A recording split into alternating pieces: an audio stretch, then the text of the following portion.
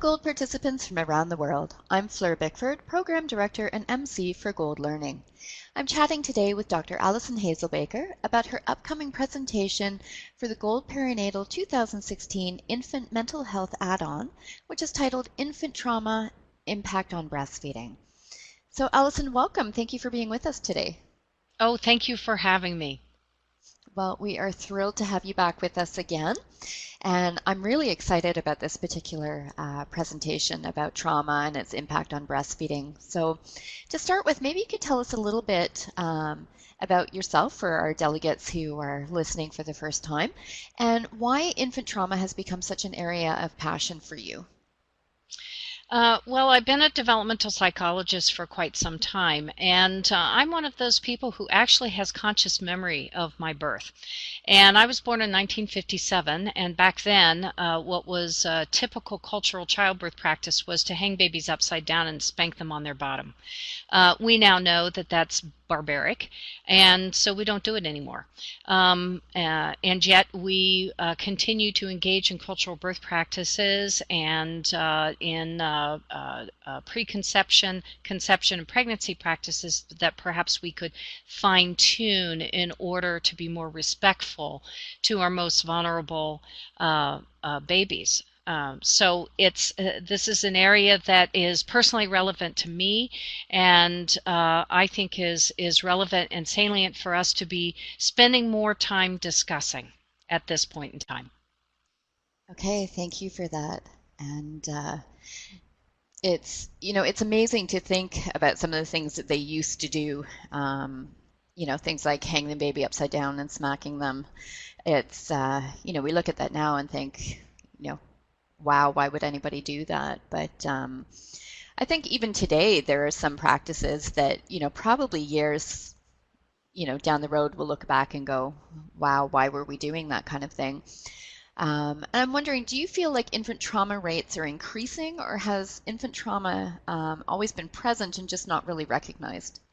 I think really it wasn't recognized because for so many years we maintained the notion that the infant didn't have any memory, which we now know is absolutely not correct, and that they were tabula rasa. In other words, they came as a blank slate, so to speak, that they were just this brain with a body attached to it, and that really it was in the postpartum period that they began their learning process, and that we had to mold them into productive members of society. So I think that it's taken us a long time and a lot of research before we begun to understand that the infant is a conscious being, that the state is a conscious being.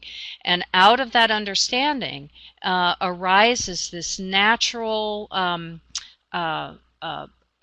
attention that we're better paying attention to, is what I really want to say, to what happens to that baby. We've talked a lot about maternal trauma, post-traumatic stress disorder as a result of birthing practices, etc. And now it's time for us to really turn our attention to, well, that baby is also having an experience and what is happening to that infant. So I think we're getting better at recognizing infant trauma and getting better at dealing with that trauma as we do more and more research about, okay, how can we best affect what's going on with this baby and their experience. Okay, thank you for that. It's I know it's definitely really interesting, and I think for a lot of people it's still very new, that idea that the baby is a conscious being and can remember what happens even before birth and through the birth and stuff like that, which is one of the reasons why I'm so excited that you're going to be doing this presentation for us. Perhaps you can tell us a little bit about what you hope delegates will take away from your presentation.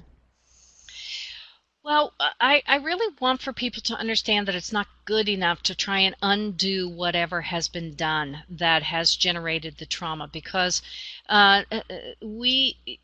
these babies are going to take with them their experiences throughout lifetime. And so their traumatic experience is going to get recapitulated.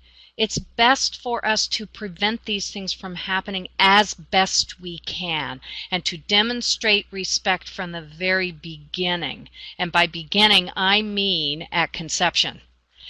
So it goes way back. It isn't just about what we do in the early postnatal period or what we do during pregnancy. We've got to go way back. We've got to educate parents about that baby's experience in utero. And all practitioners really need to have an understanding of this so that they can change their own behavior in ways that are going to stack the deck in the baby's favor. Okay. So fascinating, and really looking forward to learning more about it, and I'm sure that our delegates are as well. So Alison, thank you so much for taking the time to chat with us today. Thank you, Fleur. So for our delegates who are listening, you'll be able to learn more from Dr. Hazelbaker and her upcoming presentation titled Infant Trauma, Its Impact on Breastfeeding, which will be available as part of the Gold Perinatal 2016 Mental Health Add-on. So we look forward to having you join us. Goodbye for now, everyone.